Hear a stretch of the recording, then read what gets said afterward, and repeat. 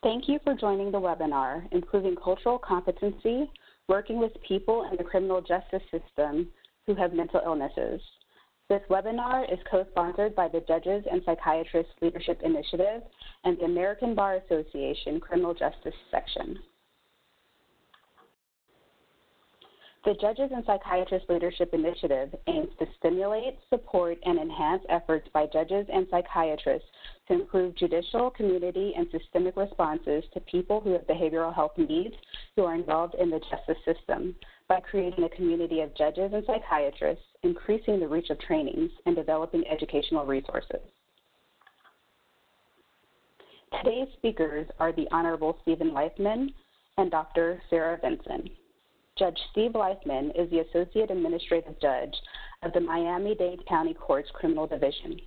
He chairs the Florida Supreme Court Task Force on Substance Abuse and Mental Health Issues in the court and the Mental Health Committee for the 11th Judicial Circuit of Florida, where he created the 11th Judicial Circuit Criminal Mental Health Project.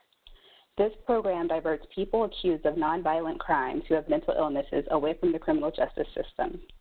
Judge Leifman is also a co-chair to the American Bar Association Criminal Justice Section's Mental Health Committee. Dr. Sarah Vinson is a physician who specializes in adult, child, and adolescent and forensic psychiatry. She is the founder of the L'Oreal Psych Group, a mental health practice providing expert care and consultation, and is the immediate past president of the Georgia Council on Child and Adolescent Psychiatry and the current secretary of the Georgia Psychiatric Physicians Association Board. Dr. Vinson is an associate clinical professor of psychiatry and pediatrics at Morehouse School of Medicine and adjunct faculty at Emory University School of Medicine.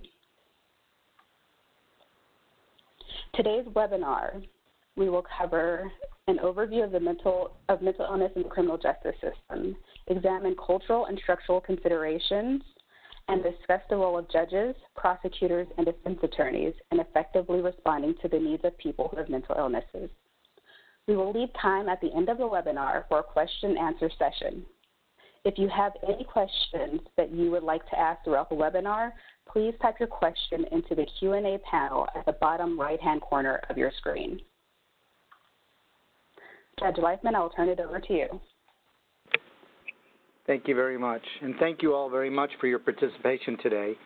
We greatly appreciate your willingness to learn more about the intersection between criminal justice and mental health so that we can really help create a better system of care so our jails become the last resort for people with mental illnesses and not the first entry point. When I became a judge, I had no idea I was actually becoming the gatekeeper to Florida's largest psychiatric facility, and sadly, that's the Miami-Dade County Jail. While the United States has 5% of the world's population, we have 25% of the world's inmates. As you are here today during this webinar, 1 out of 104 adults in the United States are behind bars, and 1 out of 33 adults in the United States are under correctional supervision.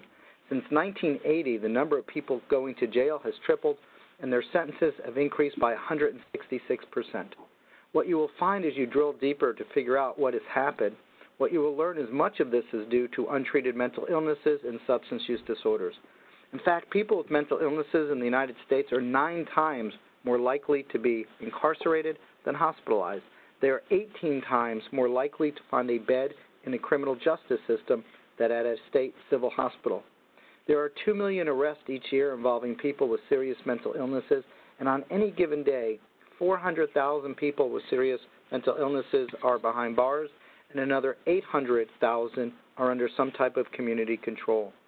40% of all people with serious mental illnesses at some point in their life will come into contact with the criminal justice system. This is a shameful American tragedy, and it is one that can and must be reversed. In addition, our counties are now spending over $80 billion a year on jails, and our states are spending an additional $71 billion on prisons. Although this is not just a criminal court issue, mental illness often is seen in our domestic violence courts, our juvenile courts, both dependency and delinquency. We will see it in civil and landlord and tenant, and family and probate. These issues also sometimes play a role with judges, their families, and attorneys. And so we're hopeful that getting a better understanding of these issues we will be able to do a better job to understand how to address these issues more appropriately. My journey into the mental health world actually began one morning when I was getting ready to go on the bench.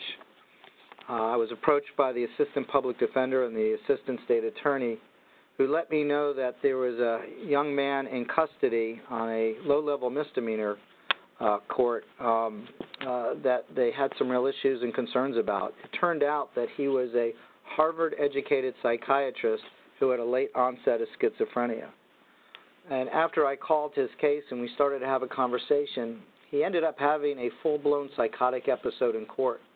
And after ordering several expensive evaluations to determine if he was competent or not, which in fact he was not, he ended up staying in jail almost 10 to 12 weeks on a nonviolent, low-level misdemeanor offense.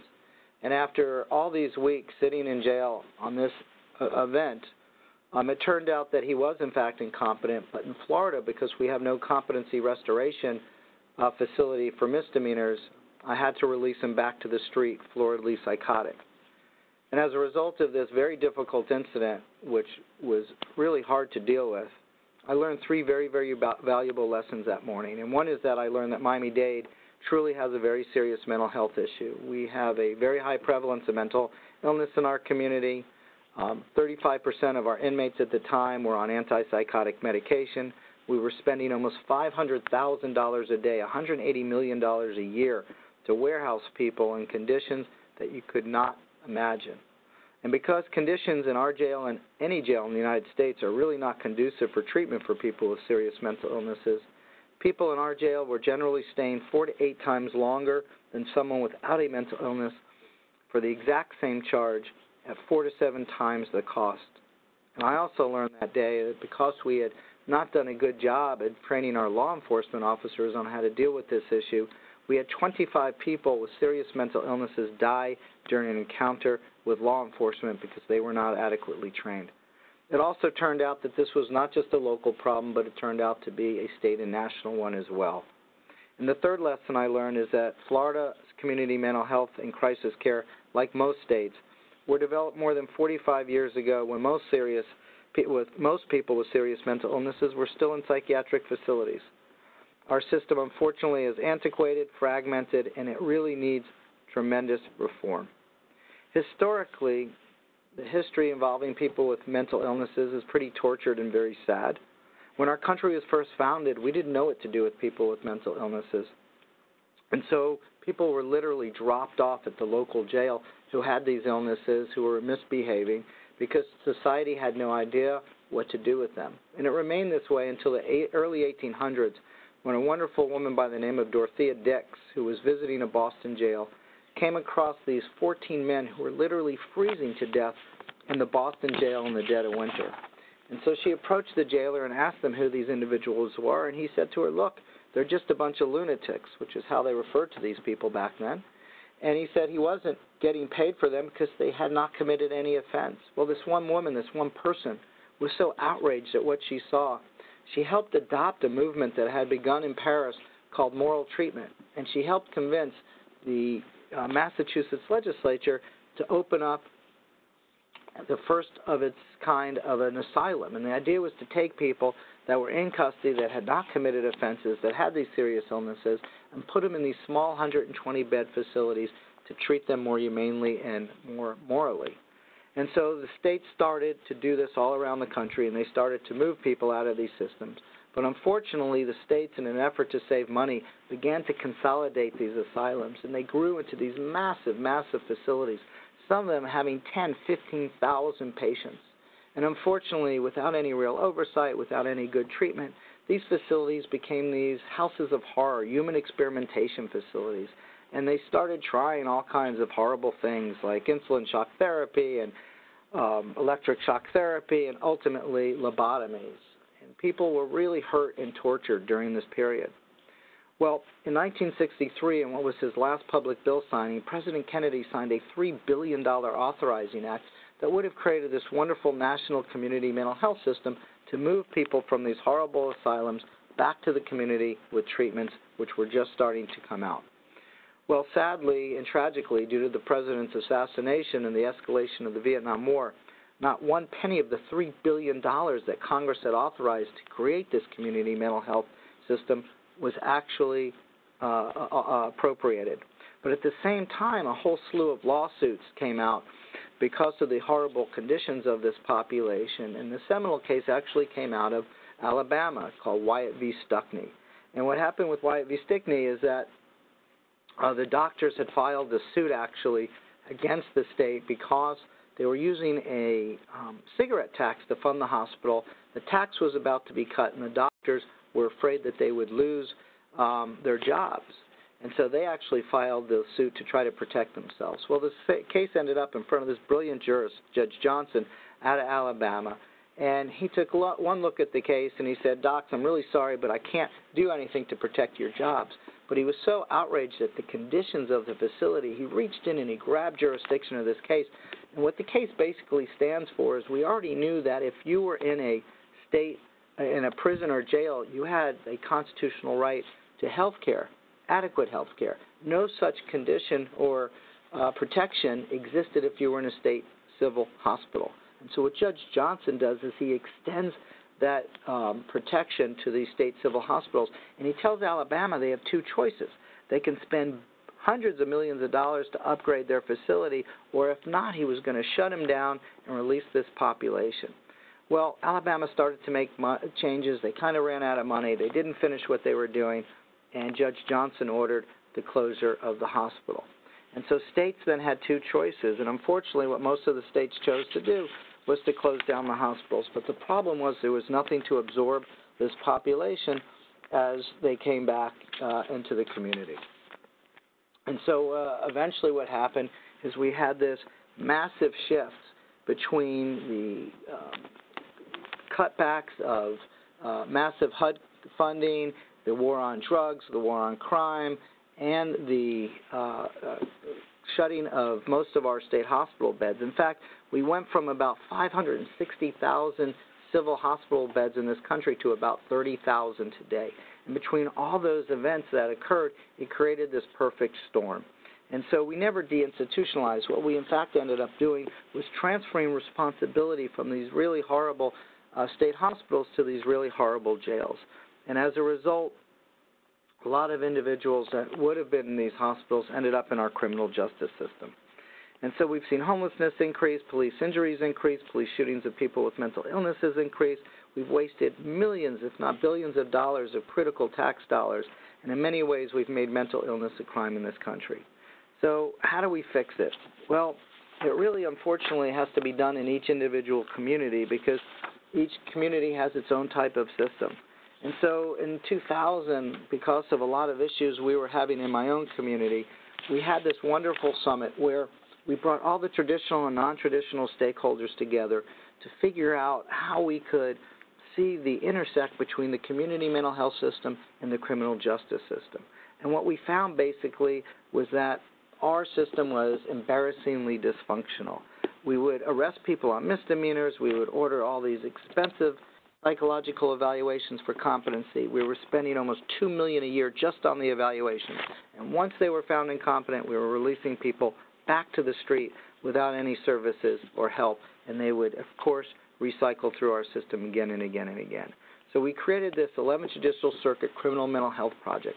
And the idea was a two-part approach. And it was to how do we stop the number of people with these illnesses coming into the system if they didn't need to be there, and what could we do if they did come into our system so that we could get them out more efficiently and into treatment.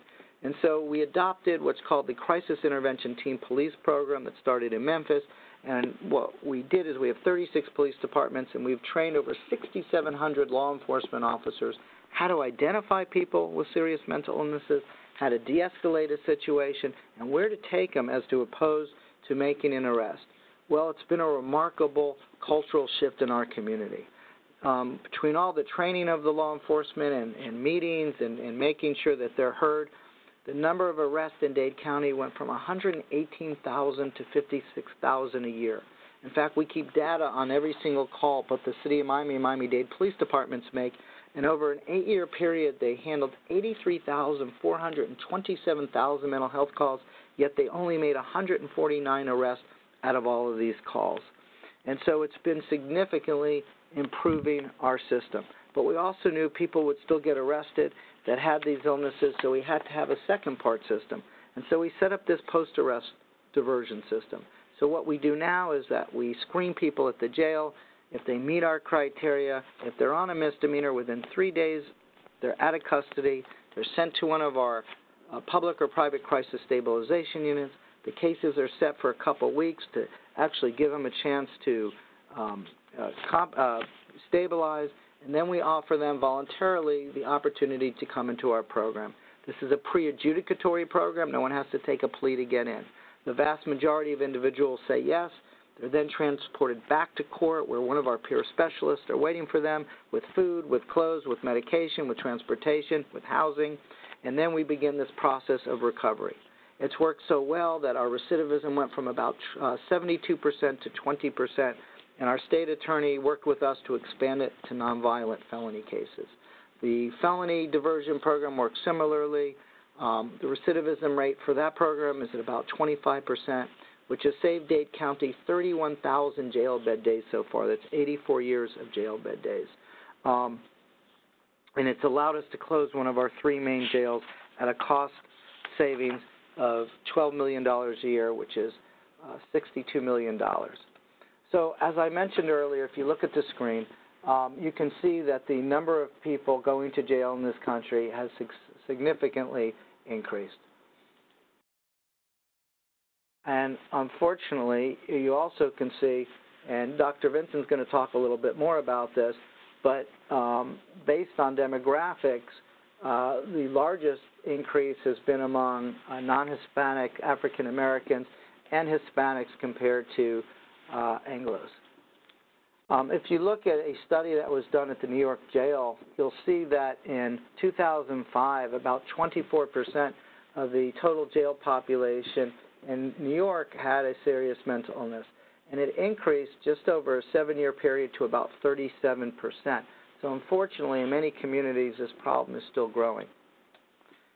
This has had enormous pressure on states' budgets, and it's making it very difficult for states to be able to handle this. And of course, you'll see headlines every day what a problem this is and how it continues to grow.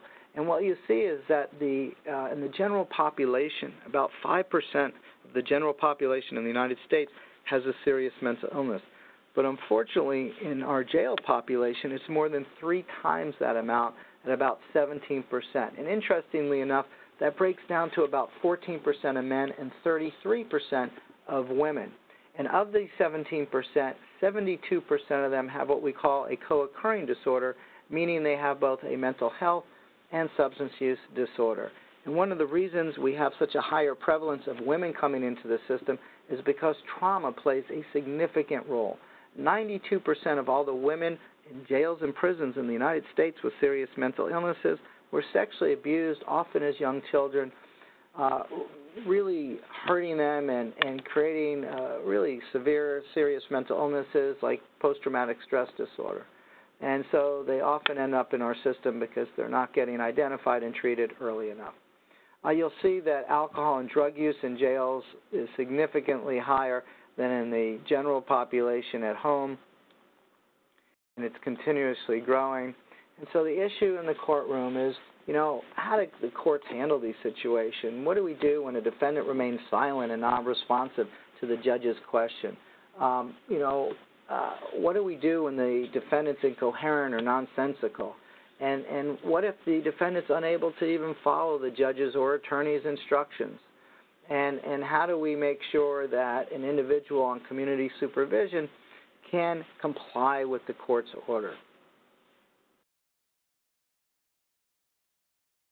All right, so this also causes a lot of challenges for the judges and attorneys. It affects our time management issues and trying to manage a docket for the judges. Unfortunately, when judges aren't really trained in these issues, it may try their patience.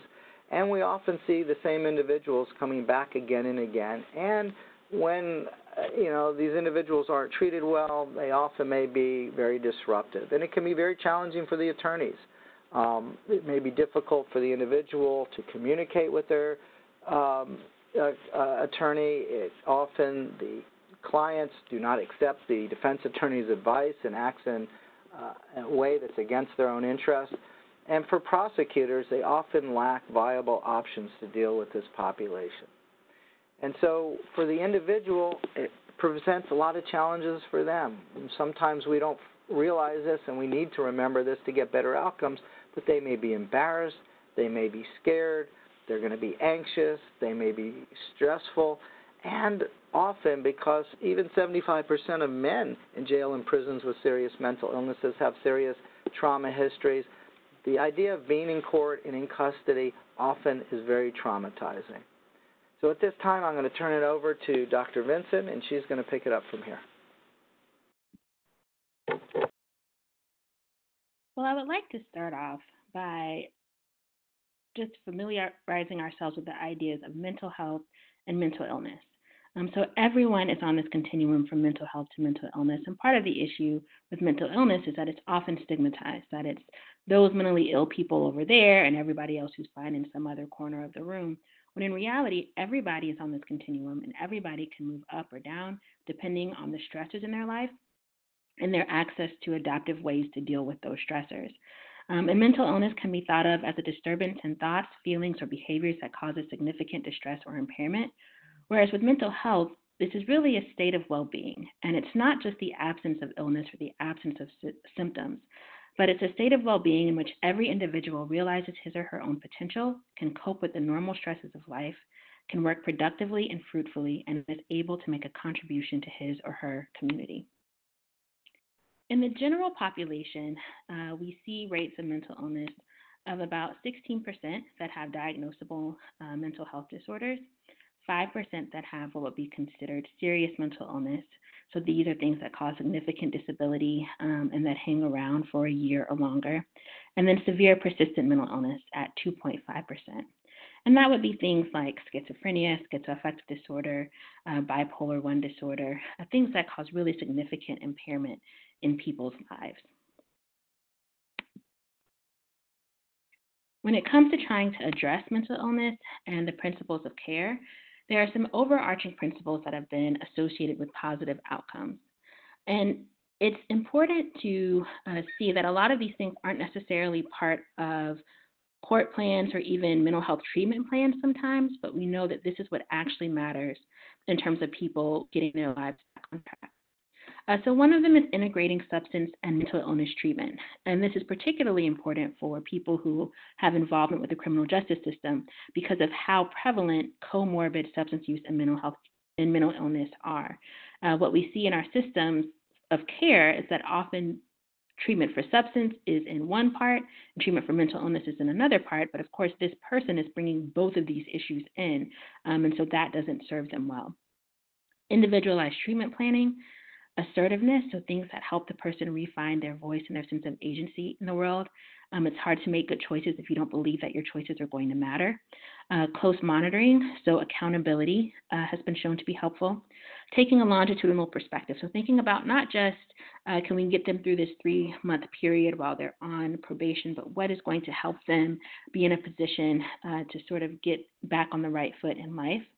Harm reduction, and harm reduction is the idea that you decrease the negative effects of a behavior that you would like to be gone. So, for example, if someone has high blood pressure and high cholesterol and they're eating at Five Guys every day, even if they won't give up Five Guys completely, if they'll go to Five Guys once a week instead of 5 times a week, that's harm reduction. And that same principle can be applied to things like substance use, that maybe they still smoke marijuana, but it's once a week instead of every day. Matching the person's stage of change. And this is about knowing where they are and what motivates them so that it's an intervention that they'll actually be willing to carry out. Stable housing has been shown to be really important in terms of people's mental well-being, not surprisingly. Cultural competency and consumer-centeredness, and we'll talk a little bit more about that later. And then optimism, people having some hope that what they're going to do is actually going to matter in terms of making their life better. So medication is a tool, but it is rarely curative. And sometimes because medication seems like the easiest thing to get access to compared to quality psychotherapy or maybe even housing, there can be more emphasis put on there than perhaps there should be. Certainly for mental illnesses like schizophrenia or bipolar 1 disorder with psychotic disorders, it probably is going to be an essential part of that package of helping them get better, but it does not stand alone. Something that's important to point out is that it's not always easy to just take your medicine. Sometimes there can be this expectation that people, if they're going to be compliant, if they really want to stay out of jail or stay out of prison, that they'll comply. But that can be hard to do. There are different psychiatric medications with different classes, with different effects and different side effects, some of which can be very severe. Sometimes people's access to prescribers is limited. And of course, people with criminal justice system involvement are more likely not to have as many monetary resources as others. And so that can be difficult for them. The cost, even if they do have insurance, of things like transportation to appointments or co-pays can be prohibitive to some people. And just navigating the system in and of itself requires a good amount of mental organization. It can be hard for people who don't have mental health disorders to remember to take their blood pressure medicine or their diabetes medication. These people are dealing with things that are affecting the organ that's responsible for their decision making. And so navigating that system can be really difficult without support sometimes. It is needed in cases of severe persistent mental illness consistently and long term for most. If it's a condition that's something like depression or anxiety, it may be that over time, medication won't be needed on a long-term basis.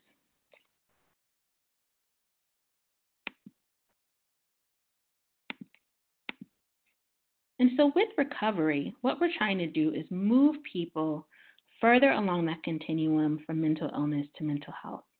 And it doesn't mean that they don't have symptoms anymore. It may not even mean that they don't ever use drugs again, but it just means that their life is more in line with what they want out of it, so that they have health, that they're able to manage their own diseases, that they have a stable home, that they have a sense of purpose and meaning, and that they're able to participate in a community that helps them with support and friendship and love and hope. And that is what we want for people, not just that the voices go away or that they're able to conform their behaviors.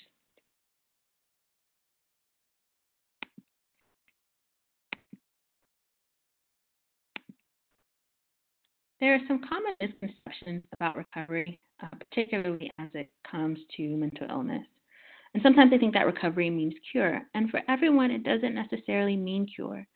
There are some people who may need to be on antipsychotic medications for the rest of their life, who may hear voices for the rest of their life, but who are able to get them to where they're not as intrusive, where they're not as disturbing, and where they're able to still hold jobs and have relationships with others. People may also think that recovery is rare, but the reality is it does happen. And when you compare mental health issues to other chronic issues, it really doesn't look all that different in terms of long-term outcomes. There can be this idea that it's more costly, that it's not the court's issue, or that recovery looks the same for everyone. But recovery really means a better life. And so it may not mean that the person is cured, but it does mean that their life is better. It can and does happen. And as someone who teaches about these issues and who treats people who have severe and persistent mental illness, I have seen folks who were homeless most of their lives, who've been in and out of prison, become part of communities and give back and be peer specialists. Recovery has many benefits, not just to the individual, but to the society at large and to their families.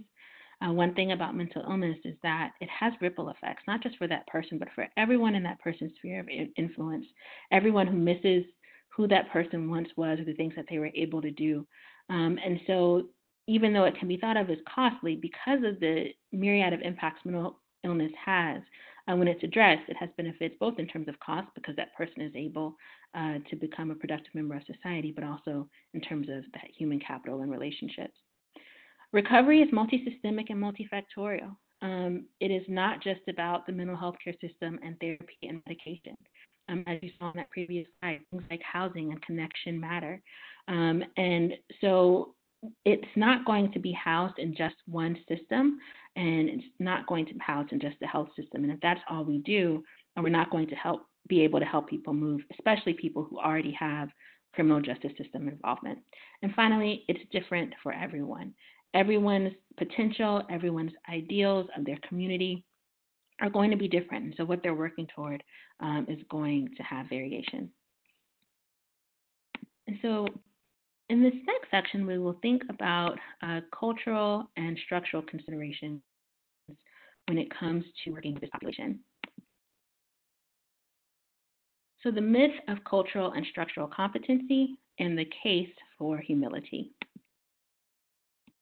So what we're going to do with this brief time that we have is introduce some basic terminology, understand the needs and implications of structural and cultural humility when thinking about this population, hopefully foster some cultural and structural humility, identify specific strategies. And I wanted to point out that the goal of this is not to make you culturally competent, because that is something that is beyond the scope of this and is going to require a lot of work and effort and, frankly, time. And so let's start off thinking about the difference between competence versus humility. So there was this push around being culturally competent, this idea that you learn about cultures that are different than yours, and that because of that you build understanding, and that this helps us better serve people with different backgrounds. And with cultural competence or with structural competence, there really is this value on knowledge and training. And it can be perceived as an endpoint. So you go to a 3-hour seminar and you learn things about different races and their idioms and their expressions and their interactions with different systems. And then at the end of it, you get a stamp and you did your certificate and you're competent. And so there can be this perception that there's an endpoint to it, or that you check off the box and you've done what you need to do.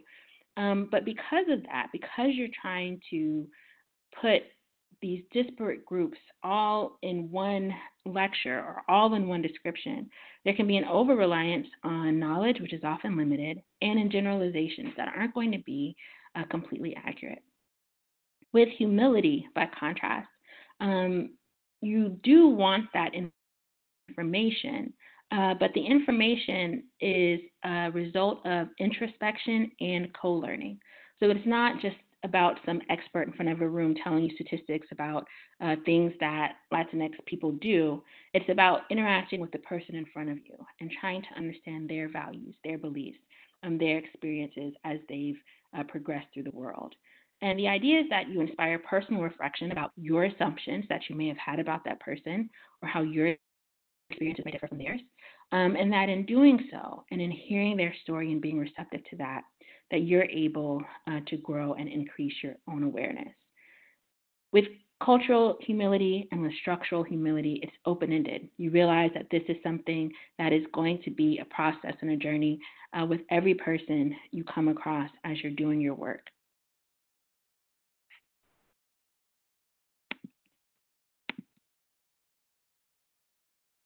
So cultural and structural experiences shape our beliefs, values, actions, and relationships, impact where we fall on the mental illness to health continuum, and are key components of mental illness expression, treatment, and recovery. And you could also say that they're key components of how people experience and progress through the criminal justice system.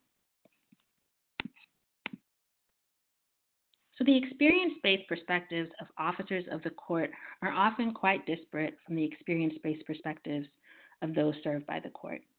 Many people who are in a position to be attorneys or judges had this idea and this association as school that was a place that was full of opportunity.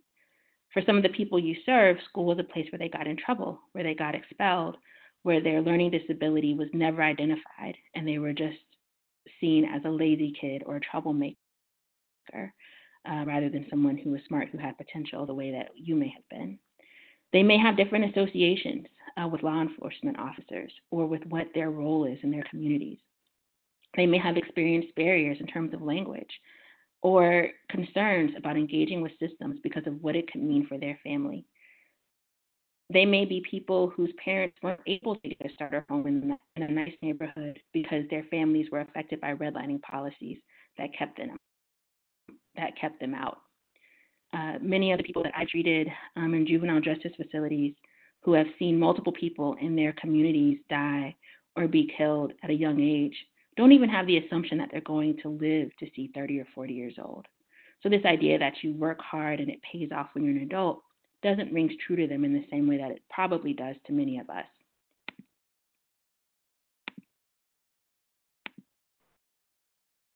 So bias comes in three forms. One is explicit. These are attitudes and stereotypes that are consciously accessible through introspection and endorsed as appropriate, and people can choose to freely express or conceal their explicit biases. With implicit bias, the attitudes and stereotypes are not consciously accessible through introspection, but they do impact people's behavior. If people are aware of them or made to become aware of them, they may reject them as inappropriate, but only if they have insight.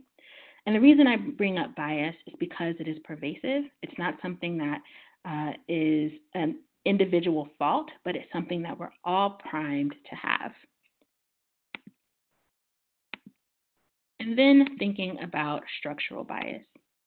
And people involved in the criminal justice system are disproportionately impacted by this issue, and it's often underlooked. So with structural bias, this is also known as institutional or societal bias, and affects things like school, housing, wealth, healthcare, or employment opportunities. It can lock in past inequalities, reproduce them, and exacerbate them, even without formally treating persons worse simply because of attitudes and stereotypes about the groups to which they belong. It can produce unfairness, even though no single individual is being treated worse right now because of his or her membership in a particular category. And so by way of example, we're going to use race as a proxy. And while there is definitely variation within races, I think this is a good illustration of how the experiences of the decision makers don't always line up with the experiences of those who are served by the criminal court system.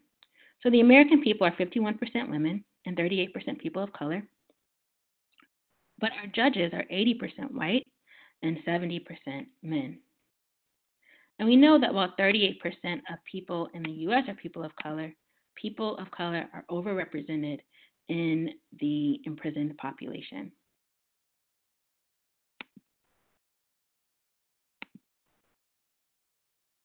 So the Surgeon General did a report on mental illness, and at this point, it happened some time ago, but what is in the report still bears true to this day. And what they found when they looked at mental illness is that racial and ethnic minorities bear a greater burden from unmet mental health needs and thus suffer a greater loss of their overall health and productivity.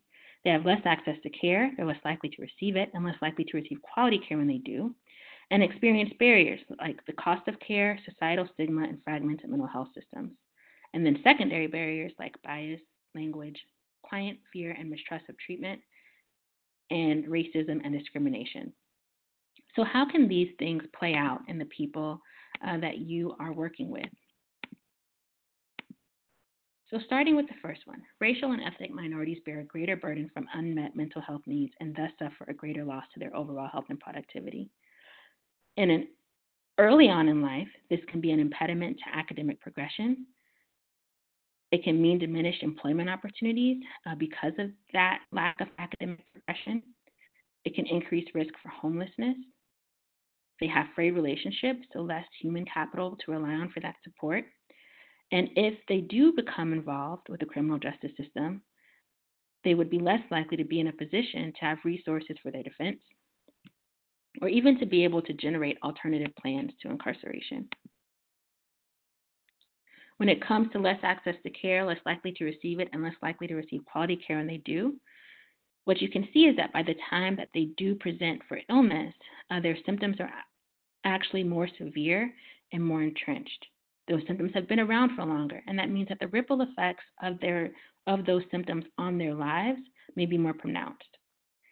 If people don't have access to treatment in the mental health care system, or they don't have access to more adaptive coping mechanisms, they may do things that are maladaptive to try to deal with it.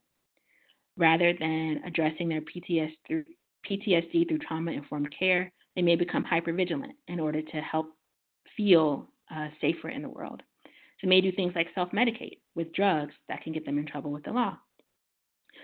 They also may have experienced discrimination within the mental health care system, and there are studies showing that doctors are no better than anybody else when it comes to bias and being impacted by racist thoughts and beliefs. And so if they've gone for help at one of those vulnerable moments and not been treated well, they're really unlikely to return. And they may have difficulty with being able to come up with a treatment plan that satisfies the court or the judge on their own in terms of getting access to care and getting services. And they're often going to have untreated, undiagnosed illness upon entering the judicial system. The barriers of cost of care, societal stigma, and fragmented mental health systems can make it look as if individuals are not adherent, when really you have a system that just isn't responsive to where they are and to what they're able to actually do with the resources that they have. You can also have situations where people are insured but don't have access, which can be counterintuitive sometimes. But for someone who has very limited income or no income, things like co-pays, transportation can be cost prohibitive even if they're insured. And they may have services that aren't covered but that they would need help with. So for instance, if we know that housing is really important, but those case management services aren't covered or they're not provided by that clinic, that person will not make that march toward recovery that's so important. And then there's also this issue of double stigma. So with double stigma, you have a group that's already marginalized for one reason or another. And it doesn't just have to be racism. It could be racism, ableism. It could be discrimination against sexual minority people. But folks who are already in a marginalized group have even more fear of having an additional mark against them. And we know that mental health carries a stigma. And so there's a fear that is even more pronounced for groups of the stigma that comes with being mentally ill. And in thinking about these secondary barriers, because there's a lack of awareness of cultural issues, there's bias, language issues, client fear, and mistrust of treatment, you may have symptoms that are missed or misinterpreted. And we know that misdiagnoses happen in people of color because they may be seen as more dangerous or may be seen as harder to help. Rather than systems, whether it's the criminal justice system or even the mental health system, trying to understand why somebody participated in a criminal behavior, if it's a group that is associated, whether implicitly or explicitly, with criminal behaviors, you're less likely to go looking for other explanations for that. If you just think, oh, those people in those neighborhoods act like criminals, then you're going to be less likely to explore whether there's trauma contributing to their behavior or illness contributing to their behaviors. This can undermine the working relationships both with the attorneys or that these defendants may be working with, or their working relationships with their treatment providers. And if they've been mistreated before, if they've been let down before, they may have little faith that treatment is going to work or that providers will help, which can make it really hard for them to be willing to follow through with treatment plans. They can have fact-based paranoia, this idea that the world is not a safe place because in reality, their experience of the world is that it has not been. And they also may have lack of engagement due to fear of involvement of other systems. So systems that some people in this country never come across or never have to worry about play a really prominent role in certain communities. And so some people may not want to be involved with any big system because they're afraid of what that could mean for ICE or DFACS, for their housing, or even for their legal situation or the legal situation of people in their families. So as you're going through your day, think about how these factors might impact a defendant's perception of or behavior during the various phases of legal system involvement, because it could be many. They may have their own biases on what they've seen or experienced of police before. They may not have the option of being able to hire a private attorney or of being able to get a therapist that they really like. They may have to just take whoever is willing to take Medicaid. Their beliefs about the justice and fairness of systems or about cooperation may be different. And they may have a fact-based fear of discrimination, which can lead to anxiety, which can impact how they interact with the court and with you.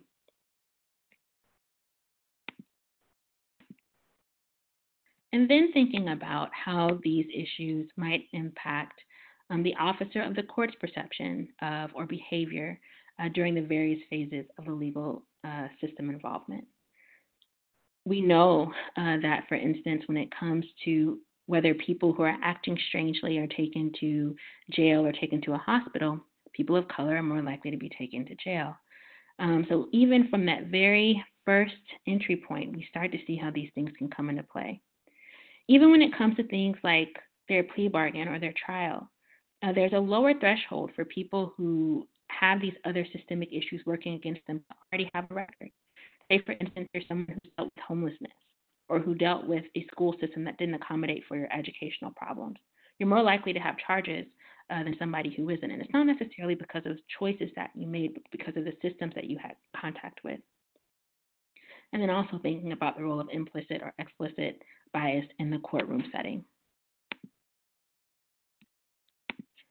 And so treating everyone the same isn't fair, and in reality, it rarely happens. When people say that I treat everyone the same, it often is well-intended, but this assertion implies that racism, sexism, discrimination against minority groups doesn't matter. And the reality is that they operate in a world in which these things are really quite relevant. When you say that you're colorblind, for instance, it's a microaggression because it denies, distorts, and minimizes the consequences of race and racism. In fact, colorblind racial attitudes, when people say that that's how they feel, have actually been positively related to racism and denial of white privilege.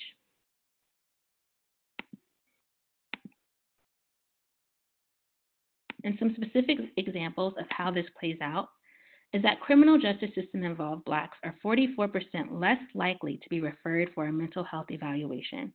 And we know that it's not because Blacks in the criminal justice system are less stressed out or less in need of support. People of color are more likely to receive misdiagnoses, not be diagnosed, or not referred for a mental health evaluation despite exhibiting behavior indicative of a mental illness.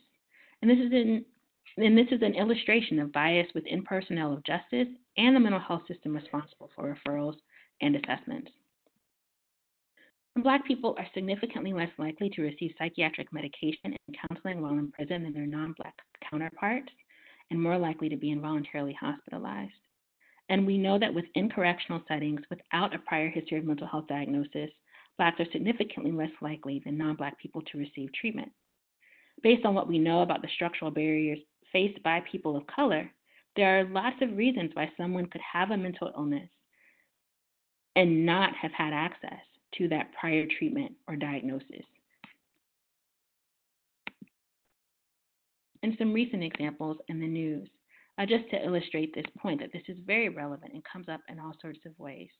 There's an article about the LA County deputies stopping thousands of innocent Latinos on the highway and stopping them at much higher rates than they stopped other races of people, specifically looking for drugs, even though when they did it, they didn't find drugs at a higher rate in the cars of Latino people. A recent article about how Black dialect in courtrooms is often improperly transcribed by the court reporters, undermining the accuracy of the legal record. And an article in Georgetown Public Policy about how entrenched segregation in schools continues to be, and the implications that this has for people's ability to make a living for themselves and navigate these systems long term.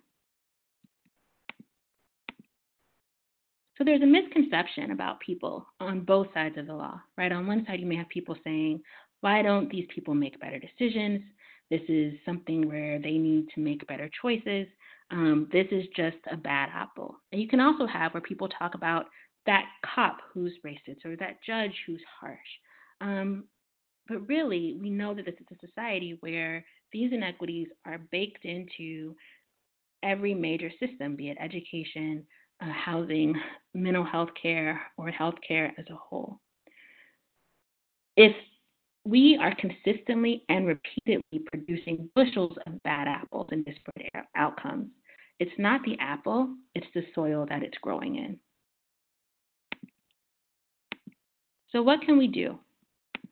First is to accept that in this society we are impacted by these things that have happened and that go on around us.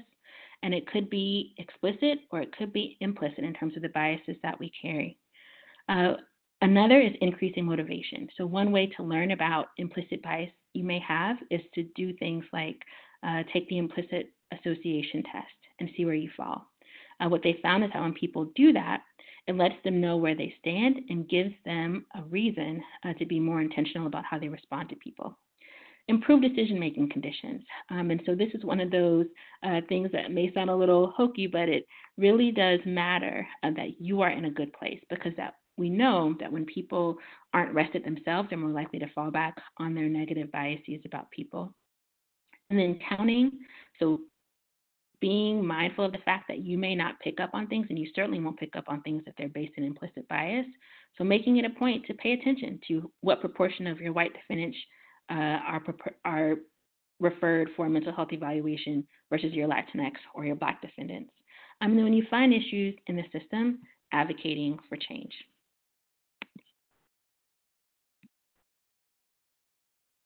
And now back to the judge.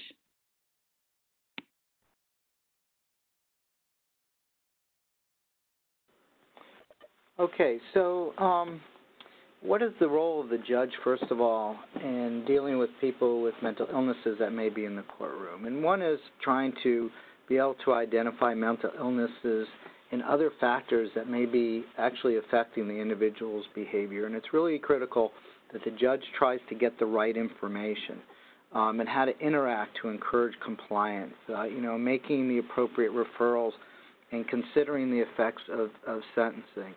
I once heard a person with lived experience say that when they would go to the court, the judge would always say to them, "What's wrong with you?" And when you have that kind of response to an individual who has a very serious illness, it's really hard to get them to trust the court and then comply with the court. But the judge also can play another role. We can play a role as a convener and as an agent of change. One of the nice things about being a member of the judiciary is we have a wonderful moral authority, and we can bring people to come to meetings even if they don't want to be there. And this is one of those areas that the courts have given us the permission to kind of act as that convener, to bring all the different stakeholders to come together to figure out what the problem is, where the gaps in the system are, and how we can improve the system. And so one way to, that we use the Judges Psychiatric Leadership Initiative is to help teach judges and now lawyers on how to identify that mental illness actually may be a factor. And so some of the observation, obviously, are the appearance of the individual, the cognition, if they're able to understand what we're talking about, their attitude, their affect, their speech, their thoughts. So if it's in, the middle of summer in Miami and it's 100 degrees, and someone comes to, court in 6 coats, your radar needs to go off. And other issues that we need to consider, is their behavior being shaped by trauma? Do they have a history of trauma? Is it co-occurring? What kind of circumstances in their life is affecting what's going on? Are they homeless, unemployed? Those kinds of issues sometimes are identifiers or ideas that the individual may have a certain mental health issue. And so how do we get the information right? We want to work with our partners in the psychiatric community to help us with specific diagnosis and what other issues that may be affecting. Now, the other thing is that we're starting to learn also is that there are other issues that may be contributing to the individual coming into court, into the criminal system, even if they have a serious mental illness. And that's what we call criminogenic risk and needs. And basically what this talks about are certain factors that the individual may be involved with that are contributing to their illness, and we'll talk about that in a few more minutes. But as a judge and a lawyer, how do you get the right information? So when you're working with your behavioral health colleague, you want to be clear on what you want. Sometimes just ordering an evaluation for competency is not what really is needed in these cases. In fact, I really encourage people, and we'll talk a little bit more about this, to try to stay away from competency, particularly on the low-level offenses, and try to get the person into treatment as opposed to getting them to take a plea after they spent a lot of time in a competency restoration system. And so you want to engage in dialogue with the assessor about what will most be helpful for you to inform your decision. And you want to be aware of the different types of assessments that may be available and what kind of legal consequence or trigger that it may have by, for instance, ordering a psychological evaluation for competency on a misdemeanor.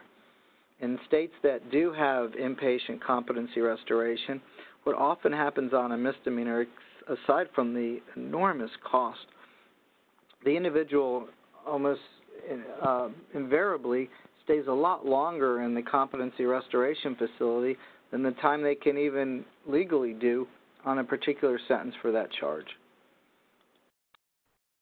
So what are the different legal routes? Will the case likely proceed to beyond a competency exam? And what kind of alternatives might there be? Can you use a pretrial release? Is there a mental health court? Is there some kind of specialized probation? And the question, I guess, is what kind of evidence-based decision-making can we make that will help move the case, not only move forward, but get us a better outcome? And so the factors, obviously, are to consider are what kind of charge is the person facing, what kind of criminal history. There are really good assessment tools out there that help us determine what kind of recidivist risk the individual may be. And while that should not be a barrier to getting treatment, it should be an assistant for us on determining what kind of treatments would be helpful. Not only, say, mental health treatment, then maybe the person also needs cognitive behavioral therapies. And while there are absolutely no assessments to help determine violence, it does help, and the best predictor of future violence is past violence, and so that's certainly something to look at. And then you want to look at the degree of functionality and what kind of impairment the individual may have due to their mental health and substance use disorder, so that you can get a better idea if they're able to follow the conditions that you're putting out there. And so one of the tools that have been developed is something called RISK, R&R, risk, need, and responsivity. And what risk talks about is trying to, if the person scores out, and there are some really good assessment tools, and many of them are free, validated, they're in the public domain. Here in Miami-Dade, we use one called ORIS, which is the Ohio Risk Assessment System. And we do an assessment of every individual that comes into our diversion program.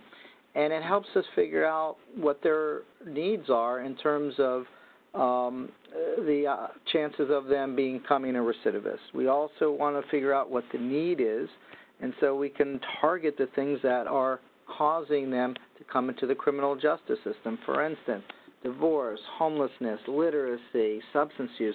Those are all risk factors for individuals with a high criminogenic risk factor.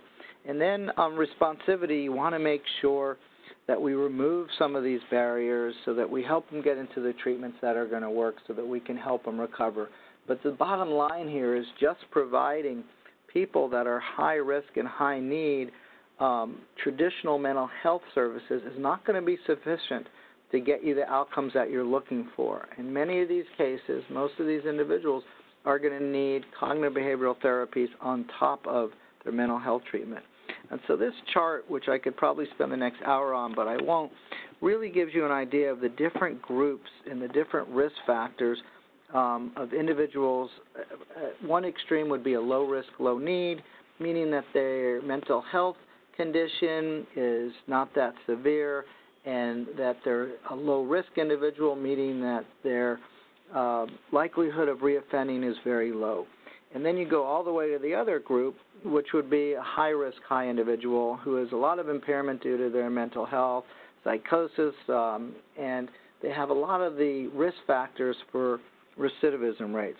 Well, what we have found is that you want to keep the low risk, the groups 1 through 4, as best you can out of the criminal justice system as quickly as you can. And you don't even want those kinds of individuals in your mental health courts because they're low risk, low need. And what the data shows us is that about 75 to 80% of those folks, if you just return them back to the community, to a community provider, they're going to be fine. And what we try to do on those low risk, low needs cases, and many times we'll just dismiss the charges and send them on their way because they're going to be fine without us. In fact, the data shows us if we hold on to those cases in some of these courts, we actually increase their likelihood of reoffending, of spending more time in jail, and unfortunately becoming friends with people that are higher risk. And what we find is that the low-risk people are not teaching good habits to the high-risk people. It's the other way around. So we really want to keep those different categories of individuals segregated from each other, and so that we get to better outcomes. And this is what's been one of the problems we have found with mental health courts. Often what they do is they take the low-risk people because it seems to be less risky by some of the prosecutors. But the reality is those folks don't need our supervision. They're going to be pretty good without us. The people that do need our supervision are the higher risk, higher need individuals that you see kind of from group 6 to group 8. And so those are the folks you want to target in one of these kinds of mental health or diversion programs. And so, you want to consider your actions and what effects that they will have. Remember, there's a lot of collateral damage and consequences that jail creates, particularly for people with mental illnesses. We see them decompensate. If they have a history of trauma, they become re-traumatized. Their suicide risk goes way up. Most of these folks, they're often, if they do have housing, they're living day to day. And so there's a good chance that they could lose their housing, they could lose employment if they have employment, and benefits. It's very difficult for a lot of people to get federal benefits, which they are critical for their recovery. And a day in jail will either often suspend or terminate their benefits, and it'll take them out of the care that they may be receiving in the community. And so this is just a quick guide. It's kind of hard to read on this screen, but this is a guide that we produce for judges. It's a one-page, two-sided laminated document that we give to the judges to leave on the bench. It talks about different observations they should be making and how they should respond to the observations that they're seeing. And something else to consider, particularly if you're a judge listening to this program today, is that you need to train your entire staff how to deal with these cases so that no one's laughing, no one's making a lot of noise, that we're not aggravating the situation. And sometimes it's helpful if the court is having a difficult time communicating with the individual, that maybe the defense attorney would be a good alternative to try to have a conversation through there, see if there's any family members, if there's been any case management for this individual, if you can get that person in court, and they may be able to help diffuse any kinds of situations that might arise. And so for the court and for the lawyer, I would say it's really important that you remain calm, you remain patient, even though it often seems to be slowing things down. And I know in most courts we have a large docket and we're trying to get through things quickly, but it's really critical to be patient and go slow and enunciate your words and treat adults like adults and understand that fear and anxiety and maladaptive behaviors can be triggered by involvement with the court. And so one of the things that we tell people is time spent getting this right is time saved later. And so often it's better to spend a little bit more time up front than have the person come back 6 more times because we didn't handle the situation properly. And I would also add a couple things that I do that I find very helpful, as often we'll put these cases to the end of the docket so that we can clear out all the other cases so it doesn't slow up the rest of the courtroom. And then the court really has the time it needs to spend with these individuals. And the other thing that I find very helpful is I never ask anybody any questions until I first ask them if I mind if I ask them any personal questions. Remember, you're asking very embarrassing, sometimes difficult questions to people in an open courtroom. It would be like asking someone how their cancer or heart disease is. We just don't do that, and we shouldn't do the same for people with these mental illnesses. And so often if they do seem reticent and not comfortable speaking about some of these issues in the public domain, I'll bring them up to the bench with the lawyers so that we can have a more private conversation so that the whole courtroom doesn't have to hear about their illness. Again, words are important. You want to use simple words, no jargon. You always want to try to explain what's happening. When possible, you may want to write down the instructions or where they have to be, when they have to be there, and put it in writing. And, be sensitive on our common words, what's wrong with you, your screen is dirty, I'm done with you. We don't want to use those kind of phrases. They don't help, and it's not going to be an effective way to get the person to be more compliant. Look, we want to have fair and realistic expectations. These are chronic illnesses. As Dr. Vincent said, there's no cure, but there are treatments and there are recovery. And so while there's going to be setbacks, as long as you try to, set a really good path for these individuals, you have a really good chance. And I think I mentioned earlier at the beginning, people with mental illnesses are no more dangerous than the general population. Sadly, they're much more likely to be victims of violent crimes than perpetrators. And recovery rates for people with mental illnesses are better than for people with heart disease and diabetes. And on medications, people with these illnesses are much less dangerous than the general population. So we want to be sensitive, and we want to, look at the reality on how our decisions may be affecting their outcome. In the court, we want to try to connect people to community mental health services, and that really requires us to have a relationship with the community providers, and I would really recommend trying to do that. And so I want to try to wrap up soon here so that we can get to questions and answers, but I do want to mention briefly the importance of the new American Bar Association Criminal Justice Mental Health Standards. We added an entire new section that recognizes that people with mental illnesses and disorders have very special needs and that we need to work with the community mental health providers to develop valid and reliable screening, assessment, diversion, and intervention strategies. We also talk about the role of the judge and the prosecutor, and we strongly urge the judge and the prosecutor to consider treatment alternatives to incarceration, and that the judge should try to facilitate meetings among community organizations to kind of bring these different groups together to figure out how to come up with better ways, and that we want to rely on evidence-based practices when available, including valid and reliable appraisals for relevant risk and treatment needs. The standards also go on and talk about the importance of having judicial education and special education for both defense attorneys and prosecutors to learn more about these issues, and that's one of the reasons that we're doing this webinar today, is to try to fulfill the obligation under the standards, and we really appreciate everybody participating. So at that point, I'm going to stop. If you have any questions, we have about 20 minutes for questions, and we really appreciate everybody's participation. Thank you. Thank you, Judge Leisman and Dr. Vinson. We will now open for questions. To ask a question, please type your question into the Q&A panel at the bottom right-hand corner of your screen. We will do our best to answer as many as your questions as possible in the time remaining. We so far have had a few people ask whether the PowerPoint will be made available. We are recording this webinar, and it will be made available in the coming days, so please keep an eye out for that. I do have a question for both Judge Leisman and Dr. Vinson. Are there any online resources that you would recommend for those who are interested in learning more about the topics covered for today?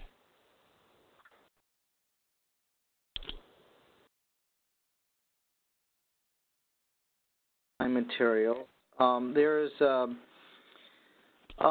We've started an initiative called Stepping Up, and you can go to steppingup.org, and that is a collaboration between the Council of State Governments, the National Association of Counties and the American Psychiatric Association Foundation, who's working with organizations like the National Alliance for Mental Illness and the Sheriff's Association and the Justice Department and several others, working to reduce the overrepresentation of people with mental illnesses. We also have a listserv for judges and psychiatrists, which you can go to the Council of State Governments website or the American Psychiatric Association Foundation's website, and you can look for the JPLI, and you can sign up for our newsletter, which pretty much comes out, I think, either monthly or quarterly, and provides really great information about newest projects that are going on in this venue. And then on the federal government side, both the Department of Justice and SAMHSA, which is the Substance Abuse and Mental Health Administration, have materials. And finally, the Policy Research Associates has done a lot of good work in this area, and you can Google them as well.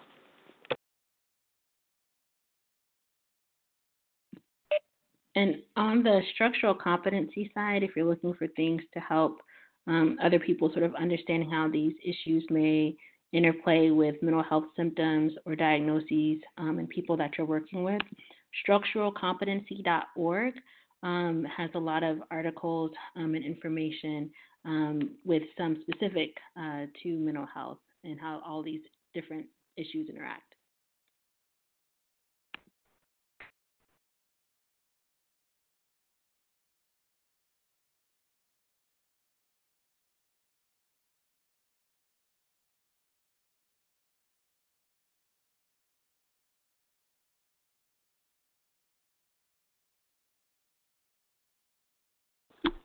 There is a question. I work in federal criminal defense. How can I best convince our judges, whose hands are often tied by charging decisions of aggressive prosecutors, to implement programs that divert mentally ill defendants? Well, it's a great question, and I think one of the first things you want to do, particularly with federal judges who often look at the ABA standards, is direct them to the standards that were mentioned in this webinar, and you'll see in there that the court is specifically being encouraged to move to diversion-type systems. And even in our jurisdiction, we've worked very closely with our U.S. Attorney and our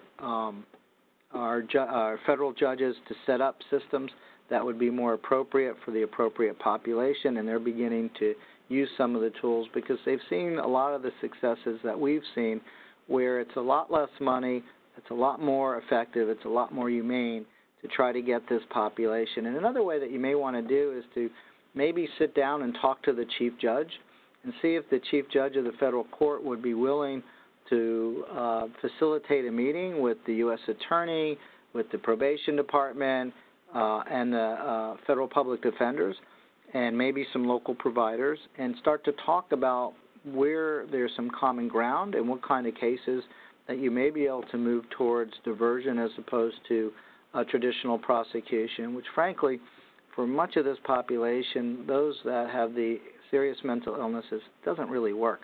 And when I use the term serious mental illness, what we generally see in the criminal court system the most are people with bipolar disorder, major depression, schizoaffective or schizophrenia, and post-traumatic stress disorder. And those are a lot of the cases that qualify for the services under our program.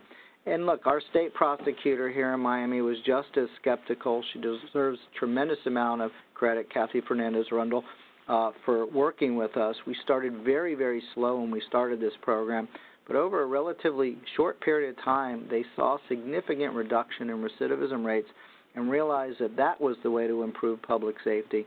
And since that time, she's been a real partner in helping us expand the program.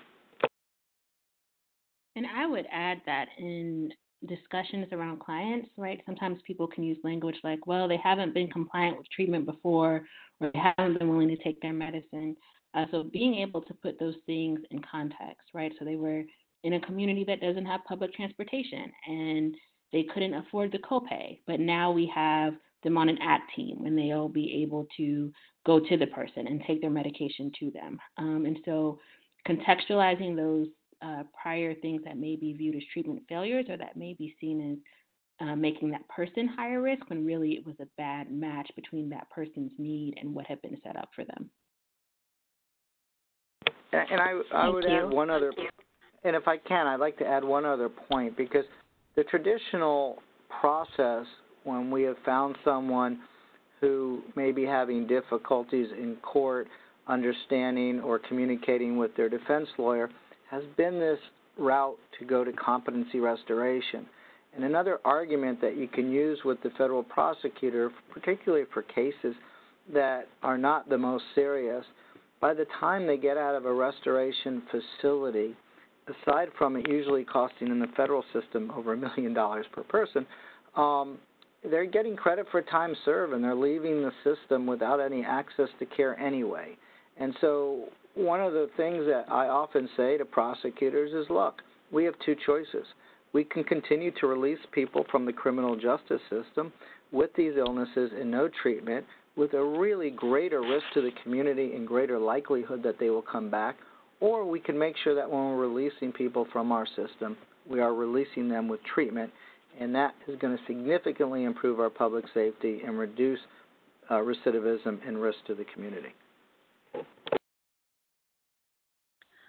Thank you. A number of questions came in around trainings for judges, particularly trainings that will help judges understand the impact of their implicit biases on litigants, and trainings that will help them understand and monitor to eliminate their implicit biases. So great questions, and we really appreciate it. Dr. Vincent and I just last week did a judicial training in Georgia for about 150 or 60 judges, and so the Judges Psychiatric Leadership Initiative that both Dr. Vincent and I participate in have developed a validated training program for judges around this country. It is primarily funded through the American Psychiatric Association Foundation through grants that they have received. And we go into a state and we send both a judge and a psychiatrist, and we generally do a 4 to 6 or 7 hour training program with all kinds of tools to teach judges more about these issues, how to become more sensitive to these issues, how to be a facilitator in the community.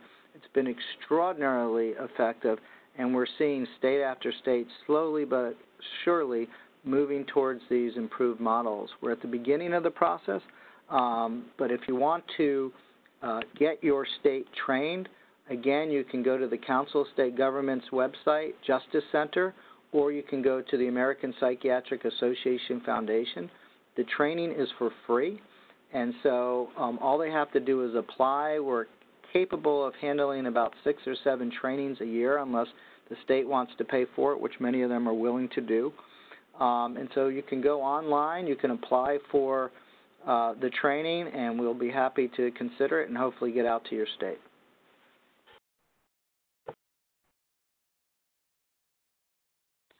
I have a question, I believe, for Dr. Vincent. Can you provide a citation or authority that can be used to highlight the under-recognition or diagnosis of mental health with people of color, or specifically for African Americans? Absolutely. So there are many. The Surgeon General's report, like I said, at this point it's a little dated, but people respect Surgeon General reports. So that's a good starting point. Will they get our email addresses, Ms. Adams? I will find out a way to make it available to everyone. Okay, because I have a whole Google Drive folder I can share with you about these issues of disparities in treatment, diagnosis, access, involvement with the system, the mental health system, that I'd be happy to share with you. And I will work to get that out with the recording of this webinar. Our next question is, do you have any recommendations for prosecutors looking to connect defendants with meaningful mental health treatment in light of a lack of resources, specifically a lack of funding for mental health diversion?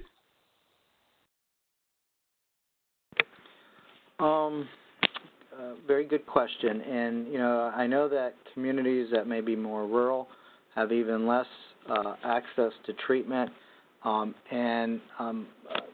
different prosecutor associations are getting involved in these issues. I know that the National District Attorneys Association had their first training on this issue in South Carolina this last year and is doing training at their national conference in Quebec. And then the Fair and Just Prosecutors Association has made this a priority issue as well. And they are putting out materials for prosecutors. And the Council of State Government, working with the Judges Psychiatric Leadership Initiative, is about to facilitate a meeting in New York just on this issue to see how we can help prosecutors learn more and do a better, effective job to work on this. And so right now, the Justice Department has some materials. You may want to take a look at that. Council of State Government's Justice Center has some materials. And I know Fair and Just Prosecutors have developed some materials. I don't know if NDAA has, but I know that we're working with them to move forward on that. I will also add that the Association of Prosecuting Attorneys also have materials available. I received a question asking if you can repeat your question about the judicial training, or your answer to the question about judicial training. Sure, happy to do that. So the Judges Psychiatric, so the question is asking us to repeat the answer regarding judicial education. It's a very, very effective tool, and it's working incredibly well. We have more requests than we can handle at the moment, but we're happy to get more. So this is a collaboration between the Council of State Governments and the American Psychiatric Association Foundation, APAF, and it is a free training. The funding is provided through the American Psychiatric Association Foundation through grants that they receive. States can apply to be trained. You can go to the American Psychiatric Association Foundation website, or you can go to the Council of State Government's Justice Center website and look up JPLI, which stands for Judges Psychiatric Leadership Initiative. And you can find the training application on the site. And if you're chosen, it's free. We then send a psychiatrist and a judge, and we do generally a full-day training. We have all kinds of tools that we've developed working with PBS. We have interactive videos for the judges. We have hearing voices exercise. We have lecture. We have dialogue. We have conversation. And it's been a very effective tool for judges to learn more, not just about these illnesses and how to identify people in court, but how to help the community as a facilitator to bring the different stakeholders together. We have also, and I think Deanna is going to talk about this in a minute, have developed some tools that we'll show you at the end that are available. They were produced with federal dollars, so they're available at cost, and they're very inexpensive, like $5 a piece. And we provide access to these tools to the judges as well during the training.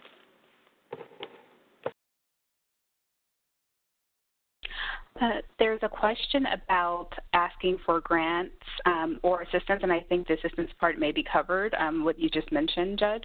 But how do you ask for grants? The person is interested in becoming a convener. So, again, go to our website, either on the Council of State Governments Justice Center website or the American Psychiatric Association Foundation. And if it's a judge asking the question that may be interested in becoming a trainer, we do train judges and psychiatrists, and we train teams, so we can send them out to the field to do this kind of work. And so you can get more information through those websites as well. But there is an application right on the website to get us to come out and do the training in your state. Thank you. We've received a few questions asking for clarification of slides. So the webinar will be recorded and provided. So I would recommend just waiting for that recording to review that. But if you are the person who asked that question and there is something more specific, please just type in your question in the chat box and I can further elaborate for the speakers to respond.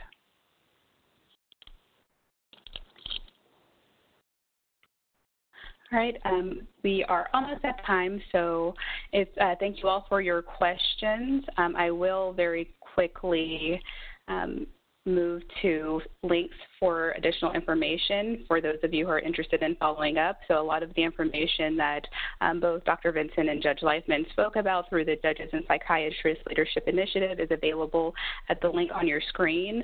That link will provide some of the guides that were referenced throughout the presentation, as well as links to additional resources that may be available.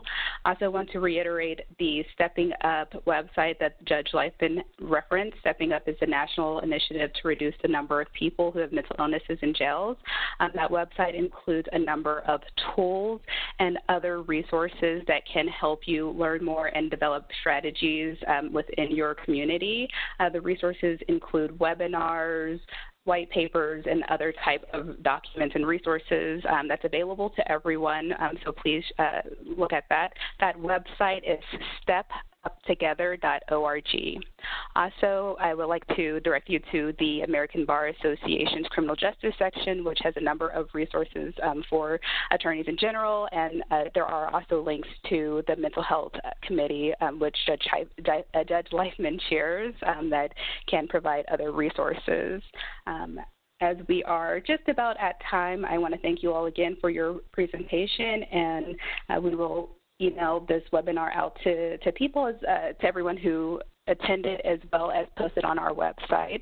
And I want to thank you again and conclude this webinar.